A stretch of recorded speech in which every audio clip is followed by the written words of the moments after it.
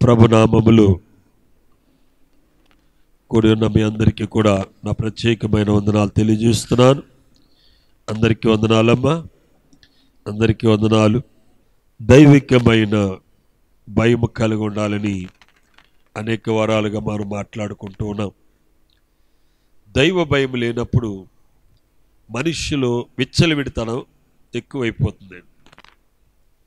ఎప్పుడైతే దైవ భయం ఉందో ప్రతి వ్యక్తి తన్ను తాను పరిశీలన చేసుకుంటూ క్రీస్తులు కొనసాగుతూ విశ్వాసములో నుండి అత్యధికమైన విశ్వాసములోనికి నడుస్తూ మహిమలో క్రీస్తు యేసు యొక్క ఉద్దేశం ఏమిటంటే మనలను ఆయన మహిమలోనికి నడిపించాలనేది ప్రభు యొక్క ఉద్దేశం. అనేక పర్యాయాలు మనం మాట్లాడుకున్నాం. అదేమిటంటే మనము ఆయనను ఏర్పాటు చేసుకోలేదు, కానీ ఆయన మనలను ఏర్పాటు చేసుకున్నాడు. అర్థమవుతుందా? అర్థమవట్లేదా? మనము దేవుడిని ఏర్పాటు చేసుకోలేదండి, దేవుడే మనల్ని ఏర్పాటు చేసుకున్నాడు. ఎందుకు ఆయన మనల్ని ఏర్పాటు చేసుకు? ఆయన యొక్క కృప, ఆయన యొక్క కనికరం. ఈ విషయమే బైబిల్ గ్రంథంలో మనం చూసినట్లయితే ప్రవక్త అయినటువంటి యెషయా ద్వారా ప్రభు ఈ రీతిగా మాట్లాడుతున్నాడు. చూడండి, బైబిల్ గ్రంథము నుండి యెషయా గ్రంథము 65వ అధ్యాయము, యెషయా గ్రంథము 65వ అధ్యాయము 21, 22 వచ్చిన. జనులు ఇండ్లు కట్టుకొని దానిలో కాపురముందురు, ద్రాక్ష తోటలు నాటించుకొని వాటి ఫలములను అనుభవించెదరు. వారు కట్టుకొని ఇండ్లలో వేరొకరు కాపురముండరు, వారు నాటుకున్న వాటిని వేరొకరు అనుభవించరు. నా జనుల ఆయుష్యము వృక్షాయుష్యమంతా యగును. నేను ఏర్పరచుకొనిన వారు తాము చేసుకుని దానిని ఫలమును పూర్తిగా అనుభవింతురు. దేవునికి స్తోత్రం, హల్లెలూయా. ఈ మాటలు చదువుతూ ఉంటే లేదా వింటూ ఉంటే ఎంత సంతోషం కలుగుతుంది తెలుసా? ఈ కడవరి దినాలలో చాలామంది తాము కట్టుకున్న ఇండ్లలో వారి కాపురం ఉండట్లేదు, తాము నాటుకున్న ఫలమును వారు అనుభవించలేకపోతున్నారు. కానీ దేవుడు నిశ్చయముగా నువ్వు కట్టుకున్న ఇంట్లో నువ్వు కాపురం ఉంటావు, నువ్వు నాటినటువంటి ద్రాక్ష తోటలు, నాటినటువంటి వ్యవసాయం, దాని యొక్క ఫలమును నువ్వు అనుభవిస్తావు అని ప్రభు మాట్లాడుతున్నాడు. ఎప్పుడో తెలుసా? ఏర్పాటు చేయబడినటువంటి వారి విషయంలో దేవుడి మాట చెప్తున్నాడు. దేవుడు ఏర్పాటు చేసుకున్నవారు అనే విషయం ఇక్కడ చాలా ప్రాముఖ్యంగా మనం గ్రహించవలసినటువంటి విషయమండి. ఈ రాత్రి లోకములో ఎంతోమంది గొప్పవారు ఉన్నప్పుడు మనం మాత్రమే దేవుని సన్నిధిలో ఉన్నామంటే దాని యొక్క అర్థం ఏమిటంటే ఆయన మనలను ఏం చేసుకున్నాడండి? ఏర్పాటు చేసుకున్నాడు. పరిస్థితి ఎలాగుంటుందంటే వారి చేతుల వారు ఏం చేస్తారండి? అనుభవిస్తారు. ఈ కడవరి దినాల్లో మనం చూస్తుంటే ఎవరి కష్టాలు అనుభవించలేనటువంటి పరిస్థితి మనకు లోకంలో కనబడుతుందండి. అర్థమవుతుందా? ఒకటి కష్టార్జితము ఇంకొకటి వశమయ్యే పరిస్థితి ఉంది. చాలామంది అంటుంటారు, ఎంత కష్టపడ్డా గొర్రెకు బెత్తుడితో అక్కలాగే ఉంది మా పరిస్థితి అంటారు. కారణం ఏమిటంటే వీరి కష్టార్జితం వల్ల ఇంకొకరు ఏమవుతున్నారండి? ప్రయోజనం పొందుతున్నారు, ఇంకొకరు ఆస్తులు కూర్చుకుంటున్నారు, ఇంకొకరు సంపాదించుకుంటున్నారు. ఎందుకంటే వీరి కష్టార్జితం ఏమైపోతుంది? వారికి ట్రాన్స్ఫర్ అయిపోతుంది. ఎందుకు ట్రాన్స్ఫర్ అయిపోతుంది తెలుసండి? దైవికమైనటువంటి భయము లేకపోవటమండి. దేవుని బిడ్డలారా, మనందరికీ ఉండవలసింది ఏంటంటే దైవ భయం మనకి కావాలి. ఒక వ్యక్తికి ఎప్పుడైతే దైవ భయం కలిగి ఉన్నాడో ఏర్పాటు చేయబడినటువంటి వారు ఏ స్థాయికి వెళ్ళాలని దేవుడు ఆశిస్తున్నాడో వారు ఆ స్థాయికి వెళ్ళిపోతారండి. గమనిస్తున్నారా? అబ్రహాము పిలిచినప్పుడు దేవుడు అబ్రహాం ఏ స్థాయికి వెళ్ళాలని ఆశించాడో అబ్రహాం ఆ స్థాయికి కారణం ఏమిటంటే విశ్వాసములో నుండి అత్యధికమైన విశ్వాసంలోనికి అబ్రహాం ప్రవేశించాడండి. తాను దేవునితో బయలుదేరినప్పుడు అబ్రహాముకి ఉన్న విశ్వాసం వేరండి. దేవునిలో కొనసాగుతున్నప్పుడు అబ్రహాం యొక్క విశ్వాసం వేరు. దేవుడు అబ్రహాముని అడిగినప్పుడు అబ్రహాం యొక్క విశ్వాసం వేరండి. రోజు రోజుకి అతని విశ్వాసం యొక్క స్థాయి ఏమవుతుందండి?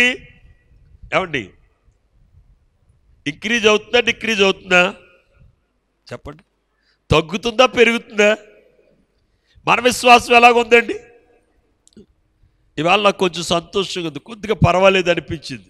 ఈ మధ్య దరిదాపుగా మన సిలువ ధ్యానాలు అయిన తర్వాత నుంచి కూడా ఉసురో మాదేవో అంటేనే సాగిందండి. శుక్రవారాలు ఖాళీగా ఉన్నా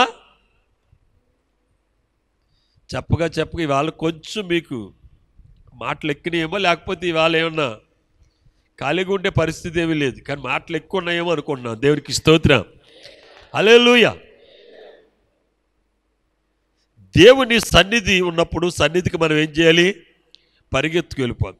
ఈరోజు చాలా చోట్ల ఉపవాస కూటాలు ఎప్పుడు జరుగుతున్నాయి తెలుసండి? ఈరోజు శుక్రవారం చాలా మందిరాల్లో జరుగుతున్నాయి. పగలు 8 గంటలకు కొన్ని, 11 గంటలకు కొన్ని, సాయంత్రం 3 గంటలకు కొన్ని. నేనేం చేశాను, మీరందరూ పగలంతా పార్టీ డబ్బులు సంపాదించి సాయంత్రం ఖాళీగా ఉంటారు కదా, సాయంత్రం అయితే అందరూ వస్తారు, కుటుంబాలకు వస్తారని మేము సాయంత్రం ప్రారంభించాం. అర్థమైందా? ఇది కూడా ఆదివారం ఆరాధనలాగే పొద్దున్న 8 గంటలు కట్టవచ్చు, 9 గంటలు కట్టవచ్చు ఉపవాస ప్రార్థన, లేదా మధ్యాహ్నం 3 గంటలు కట్టవచ్చు. కానీ ఈ టైం ఎందుకు కట్టామో తెలుసండి? ఎవరు పోగొట్టుకోకూడదు ఆశీర్వాదం, అందరూ దీవింపబడాలి అని ఒక ఆశ అండి. కానీ మీకు అదేమీ అనిపించట్లేదు. ప్రియమైనటువంటి వారరా, సన్నిధి ఎవరు చేస్తే వారికి ఆశీర్వాదం. మీరు వచ్చినా రాకపోయినా నేను వస్తాను, ఒకళ్ళున్నా చెప్తాను, ఇద్దరున్నా చెప్తాను, ఎవరో లేకపోయినా ఈ స్తంభాలకైనా చెప్పేసి వెళ్ళిపోతాను. ఎందుకంటే అది నా డ్యూటీ. సక్రమంగా చేయకపోతే జీతం సరిగా రాదండి.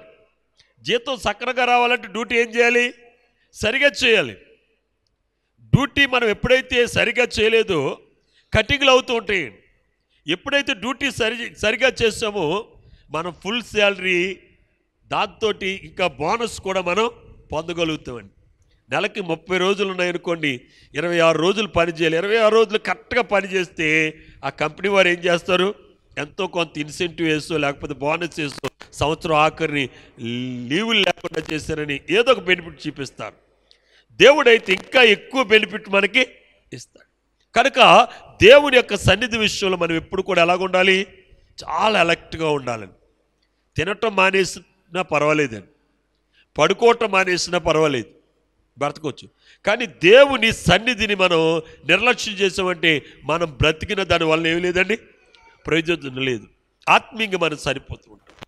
కనుక ప్రియమైనటువంటి వారు జాగ్రత్తగా మనం గమనించవలసిన విషయం ఏమిటంటే, ఆయన ఏర్పాటు చేసుకున్నటువంటి వారు ఎవరైతే ఉన్నారో, దేవుడు ఎవరినైతే ఏర్పాటు చేసుకున్నారో వారు ఏర్పాట్లోనికి వచ్చినటువంటి వారు దేవునికి భయపడుతూ ఉంటే వారి విషయంలో ప్రభు అంటారు, మరి కింద వచ్చిన చదువు ఆఖరు మాట, తాము చేసుకుని దాని ఫలము పూర్తిగా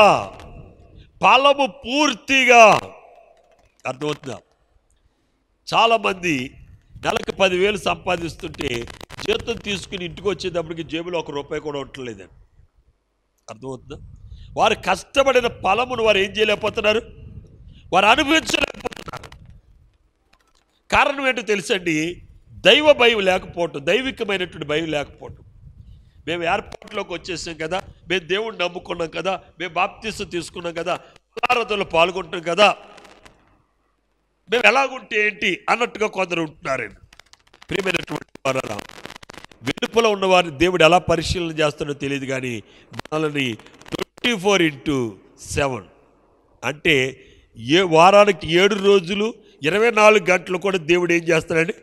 పరిశీలన చేస్తాడు. అర్థమవుతుందమ్మా? దైవికమైనటువంటి భయం మనం కలిగి ఉన్నప్పుడు దేవుడు మనం అడిగిన ప్రతిదీ కూడా ఏం చేస్తాడండి? చేస్తాడు. ఈనాడు మనం అడుగుతున్నాం, కానీ ఏమవుతుంది? పొందలేకపోతున్నాం. కారణం ఏంటంటే దైవ భయం మనకి లేకపోవటమేనండి. ఎప్పుడైతే దైవ భయం కలిగి ఉన్నామో మనము చేయున్నదంతా దేవుడు సఫలపరిచి పూర్తి ఫలాన్ని మనం పొందుతాం. అర్థమైందా ఏమండి? ఒక చెట్టుకి 100 కాయలు కాసింది అనుకోండి, అందులో 50 కాయలు పనికొచ్చి 50 కాయలు పనికి రాలేదు అనుకోండి, మనం పూర్తి ఫలాన్ని అనిపిస్తామా? చెప్పండి. ఎంత అనిపిస్తున్నాం? సగం ఫలమే అనిపిస్తాం. పూర్తి ఫలం ఏంటో తెలుసండి, చెట్టులో ఉన్నటువంటి ప్రతి ఒక్క పూత కూడా పరిపక్వమై మంచి ఫలాలుగా యజమానికి దొరకటమే పూర్తిగా పొందటం అంటే. దేవుని విషయంలో దైవికమైన భయం కలిగినటువంటి వాడు 100% కూడా వాడు ఏం చేస్తాడండి? ఫలాన్ని పొందగలుగుతాడు. ప్రియమైనటువంటి వారా, బైబిల్ గ్రంథంలో మనం చూస్తుంటే ఇస్సాకు పొలములందు పంట విత్తి 100 అంతల ఫలసాయమును పొందాను. దేవునికి స్తోత్రం. 100 అంతలంటే 100% అండి. 100 అంతలంటే ఏంటి? 100%. అన్నిటికంటే ఎక్కువ శాతం ఏదండి? అన్నిటికంటే తక్కువ శాతం అంటే ఏది? చెప్పండి. తక్కువ శాతం అంటే చెప్పండి. అన్నిటికంటే లీస్ట్ అంటే ఏంటో చెప్పండి. లీస్ట్ తెలీదా? హైయెస్ట్ ఎంత? హైయెస్ట్ ఎంత? 100. లీస్ట్ ఎంత? లీస్ట్ ఎంత అండి? దానికంటే తక్కువ ఉందండి. లీస్ట్ ఉంది. అన్నిటికంటే లీస్ట్ 0 అండి. 0. ఈనాడు చాలామంది ప్రయాసపడుతున్నారు కానీ ఏమి ఫలం దొరకట్లేదండి. మన ప్రయాసకు తగిన ఫలమునివ్వడానికి ఆ కృపగల దేవుడు ఎలాగున్నాడు? సిద్ధంగా ఉన్నాడు. ఇస్సాకు పొలములో పంట విత్తినప్పుడు అతనికి ఎంత వచ్చిందటండి? 100 అంతల ఫలసాయమును పొందాడు. అదే విషయం ఇక్కడ చెప్తున్నాడు. దేవుడు ఎవరినైతే ఏర్పాటు చేసుకున్నారో వారు చేసిన ప్రతిదీ కూడా ఆయన సఫలపరుస్తాడు. చేసిన ప్రతి దాని యొక్క ప్రతిఫలం పరిపూర్ణంగా పొందుతాడండి. బైబిల్లో మనం చూసినట్లయితే మరి దావీదు భక్తుడు తన కుమారుడైనటువంటి సొలొమోను మహారాజు, దేవుడు నీవు చేయనిదంతయు కూడా సఫలపరచు. ఎప్పుడైనా సఫలపరుస్తాడో తెలుసండి, మనము పూర్తిగా ఆయన మీద ఆధారపడ్డప్పుడు, పూర్తిగా ఆయన మీద మనం ఆనుకున్నప్పుడు, పూర్తిగా మనలో మనం సజీవంగా దేవునికి సమర్పణ చేసుకున్నప్పుడు. మీరు చూడండి, మీ సొంత జ్ఞానాన్ని ఉపయోగించుకుని మీరు ఒక పని చేయండి, దేవుని మీద ఆధారపడి ఒక పని చేయండి.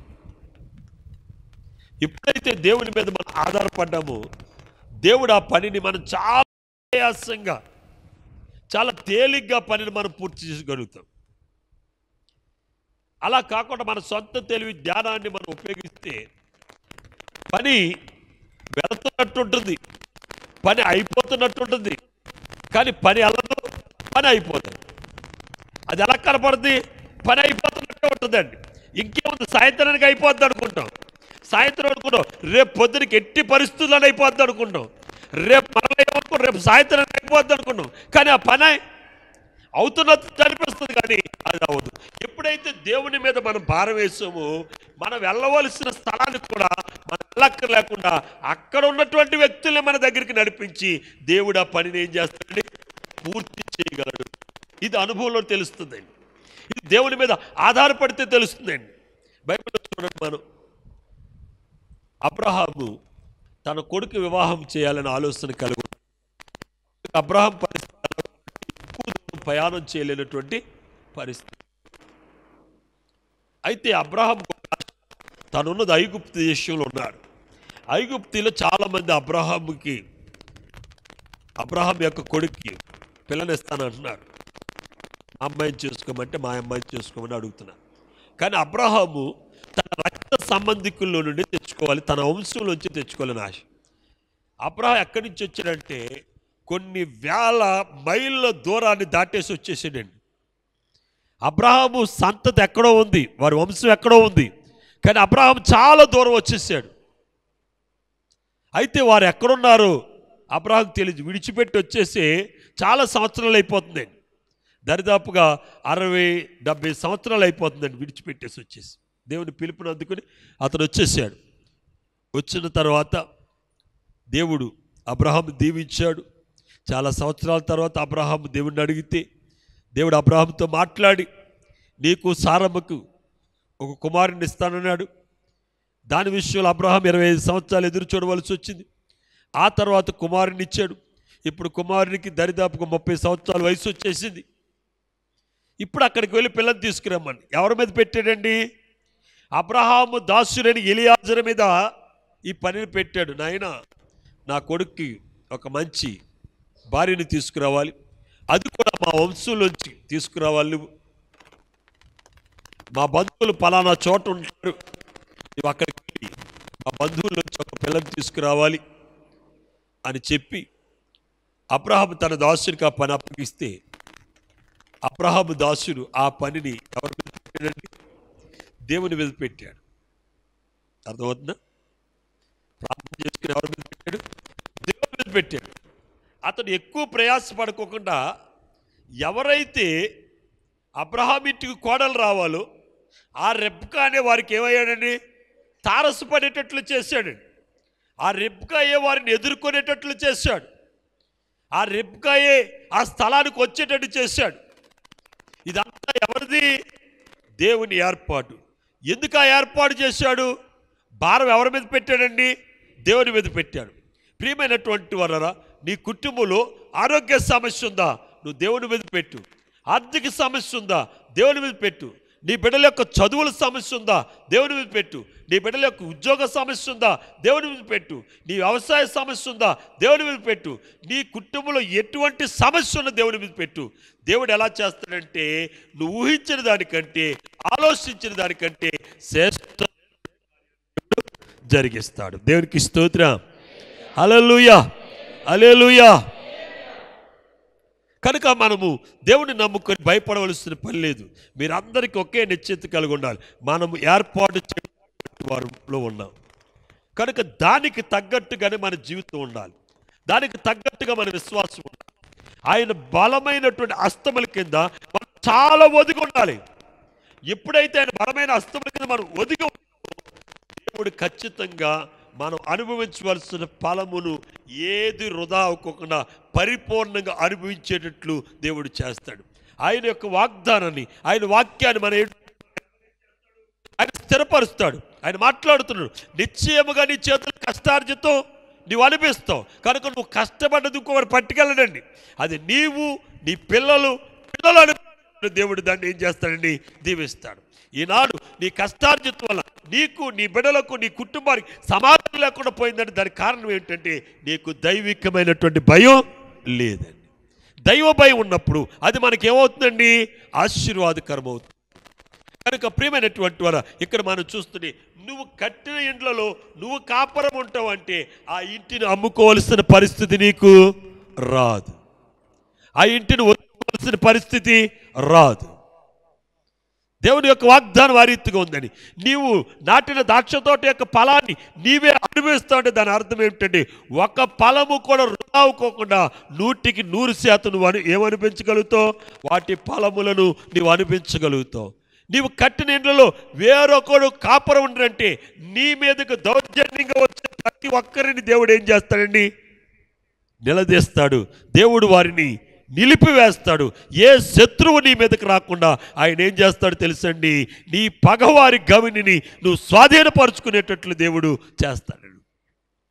నీవు నాటిన ద్రాక్ష తోటలను వేరొకరు అనుభవించారంటే ఎంత అర్థం ఉందో చూడండి. ఇందులో గమనించిన ప్రియమైనటువంటి వాళ్ళు, దేవుడు ఆ రీతిగా మన ఎడల కార్యాలను జరిగించాలని దేవుడు లోకములో నుండి మనల్ని వేరుపరిచి ఆయన ఏర్పాట్లోకి తీసుకున్నాడు. ఒక దినాన ప్రజలందరూ మనం ఎందుకు ధన్యుడు ధన్యురాలు అని అంటారో తెలుసండి? మనం ఎక్కడికి వచ్చేసాం? ఏర్పాటు చేయబడిన వారిలోకి వచ్చేసాం. దాని ఫలాన్ని మనం అనిపించామంటే ఒక్క దినాన మనుషులందరూ చూస్తుండగానే మనం ఈ లోకము నుండి వేరుపరచబడి ఆ పరలోకానికి ఆయుత్తమవుతుంటే భూమి మీద విడిచిపెట్టబడిన వారందరూ కూడా ఏముంటారండి? చెప్పండి, ఏమండి? చెప్పండి అమ్మా. ధన్యుడు అంటారు, ధన్యుడు అనరా? వాళ్ళందరూ ఎలాగంటారని రొమ్ము కొట్టుకుంటూ నీవు ధన్యుడవు, ధన్యురాలు. అట్టి స్థితి నీ జీవితంలో నువ్వు అనుభవించాలంటే ఏర్పాటులోకి వచ్చిన నీవు ఆ ఏర్పాట్లో నువ్వు ఎలాగుండాలి? నిలిచి ఉండాలి. ఆ ఏర్పాట్లో నువ్వు నిలిచి ఉంటే ఆయన తెలియజేస్తున్నాడు ఉపమా యొక్క దాక్షవలి ఉపమానం. తీగ దాక్షవలి యందు, దాక్షవలి తీగ యందు నిలిచి ఉంటే అదేం చేస్తుందండి? బహుగా ఫలిస్తుంది. ఏర్పాటులోకి వచ్చిన మనము ఏర్పాటునందు మనం నిలిచి ఉంటే దాని యొక్క ఫలాన్ని మనం పొందుతాం, పరిపూర్ణంగా మనం ఫలించుతాం. ప్రియ దైవ జనాంగం, మీరందరూ ఫలించాలని దేవుని యొక్క ఉద్దేశం. అరీతిగా మీరు ఫలించినట్లయితే ఒక్కనాటికి మనల్ని ఎవరో పరలోకం తీసుకెళ్ళక్కర్లేదు, మనల్ని మనమే పరలోకానికి వెళ్ళే యోగ్యతను మనమే సంపాదించుకోగలుగుతాం. ఆ స్థితి పరిశుద్ధాత్మ తండ్రి మనందరికీ దయచేయాలని నిత్యము ప్రార్థన చేస్తున్నాం. దేవుడు మిమ్మల్ని అందరినీ కూడా దీవించి ఆయన రాకడకు సిద్ధపరచునుగాక. ఆమేన్. ప్రార్థన చేసుకుందాం. అందరూ కూడా మోకరించి ప్రభు వైపు చూడండి, యేసుని మాత్రమే చూడండి. పరిశుద్ధుడు తండ్రి, ప్రేమ కలిగిన మా దేవ, నీ ఘనమైన నామమును బట్టి నీకు స్తోత్రాలు చెల్లిస్తున్నాను. ఈ రాత్రి మీరే మాతో మాట్లాడారు. నేను గంభీరమైనటువంటి మాటలు మీరు అందించారు. అవును నాయనా, ఈ లోకములు అనేకులు విశ్వసించి తొట్టులు పడిపోతున్నారు. కనుకని వారు కట్టిన ఇండ్లలో వేరొకరు కాపురం ఉంటున్నారు నాయన. వారు నాటిన ద్రాక్ష తోటలు వేరొకరు అనుభవిస్తున్నారు ప్రభువే. ఆ రీతిగా కాకుండా నాయన నీ ఏర్పాట్లు మేము నిలిచి ఉండి నీ యందు భయభక్తులు కలిగిన విశ్వాసంలోని అత్యధికమైన విశ్వాసంలోనికి ప్రవేశిస్తూ మహిమలో నుండి అత్యధికమైన మహిమలోనికి మేము చేర్చబడినట్లుగా మీరు సహాయం చేయండి. చిన్నపిల్లలు అవరస్తులను దీవించండి, రోగులను స్వస్థపరచండి, బలహీనలు బలపరచండి, హాస్పిటల్ రోగులు స్వస్థపరచండి, దీనులు లేవనెత్తండి. ఆశ్చర్యకరమైన కార్యం మీరు జరిగించి నీ నామమునకు మహిమ తెచ్చుకోమని యేసు క్రీస్తు పరిశుద్ధ నామమును బట్టి ప్రార్థించి స్తుతించి బ్రతిమాలు వేడుకున్నాం తండ్రి. ఆమేన్.